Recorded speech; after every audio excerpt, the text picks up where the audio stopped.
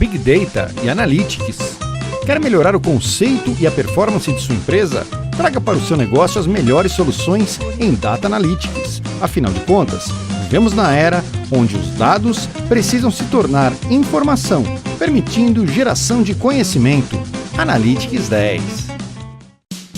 Começando mais um Momento Gestão Inteligente exibido pela Rede TV. E hoje trazendo a temática da maior eficiência nas gestões, em especial nas gestões municipais. Iniciamos nosso debate com o cofundador da Analytics 10, Cristóbal Urenda, que nos conta qual a vocação da empresa que vem auxiliando gestores nesse objetivo. A 10 se dedica a trabajar datos, a tomar datos, trabajarlos y sacar inteligencia de eso, inteligencia para la toma de decisiones. Hoy día se habla mucho de analítica, de Big Data, de Business Intelligence y otros términos que describen esta tarea que hacemos. Sí, nosotros hoy día trabajamos con varias tecnologías. Una de las principales, que es para la parte de visualización, que es una herramienta muy poderosa que se llama Qlik, o Qlik Sense, Qlik View, depende de qué aplicación uno usa. Después nosotros utilizamos una que se llama Alteryx para hacer lo que es data blending y hacer analítica avanzada.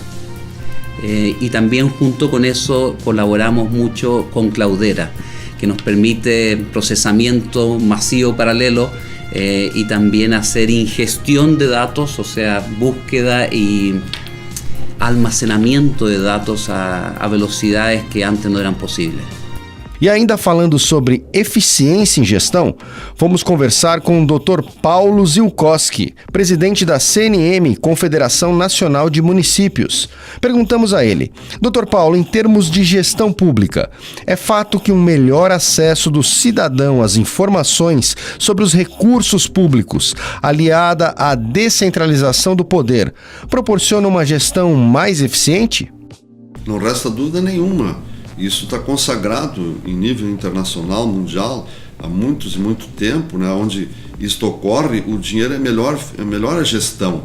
E o Brasil é um país continental, nós temos municípios com 1.500 habitantes e municípios com 12 milhões de habitantes. Então nós temos que ter um olhar nesse sentido, ou seja, não dá para traçar uma política centralizada em Brasília, por exemplo, e empurrar para todo o país em municípios de 1.000 habitantes ou de 12 milhões de habitantes. Então tem que haver um processo não de desconcentração, ou seja, o poder concentrado desconcentra poder, e sim, tem que haver descentralização, ou seja, que é o que está na Constituição, por isso que aplicar o que está na Constituição já seria uma evolução muito grande.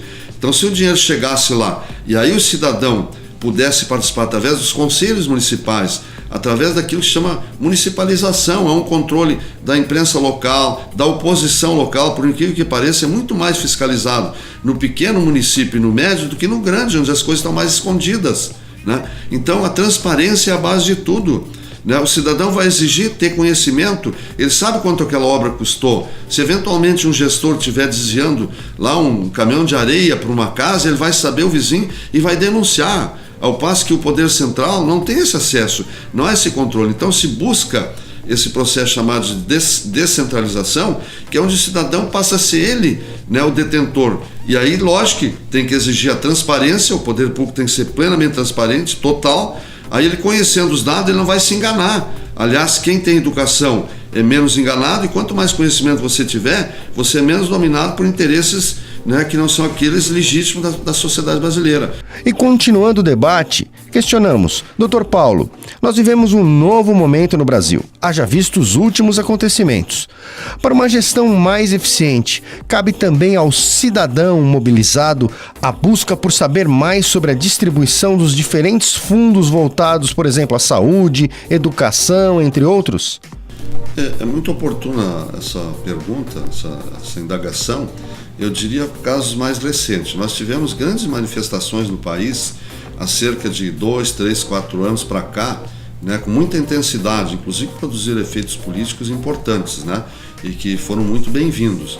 Mas o que se via nas manifestações de milhões de pessoas à rua, um dos maiores deles falava: queremos melhor educação, queremos saúde, queremos transparência, queremos segurança. É isso que você está colocando com razão. Só que nós temos que perguntar assim: bom, queremos mais educação, Na educação, por exemplo, há uma definição de competências que a Constituição prevê. Por exemplo, ensino infantil de 0 a 5 anos é competência municipal. Ensino fundamental é competência comum dos estados e municípios. Ensino segundo grau é competência estadual e ensino universitário é competência da União. Portanto, há uma definição que a Constituição fala, de certo modo há uma definição, só que não tem o recurso para executar. Então, por exemplo, no ensino básico, que pega desde o ensino infantil até o segundo grau, que é dos estados e municípios, existe um fundo chamado Fundeb, né? A grande pergunta que se faz é o seguinte: o cidadão quer melhor educação. Eu faço uma pergunta ao inverso, não é para tentar sair, é para exatamente aguçar a discussão. Quem é que está nos acompanhando que sabe, responderia o que é o Fundeb, como é que funciona o Fundeb?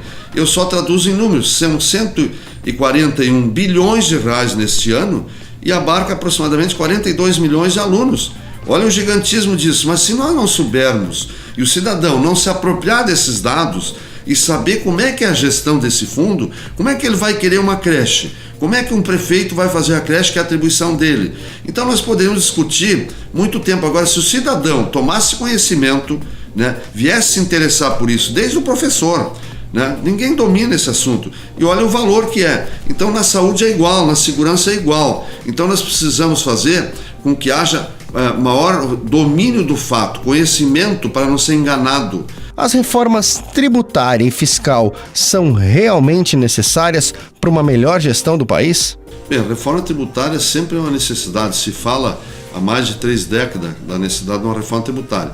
Porém, o Congresso Nacional, por maioria, e o Executivo Federal não tem interesse em fazer a reforma tributária. Porque não só é importante uma reforma tributária, mas a reforma tributária não há como confundir também com uma reforma fiscal, ou seja, não só mudar a arrecadação, ou ampliar a base ou não, mas sim como é que se distribui isso fiscalmente, para onde vai o dinheiro arrecadado com uma reforma tributária.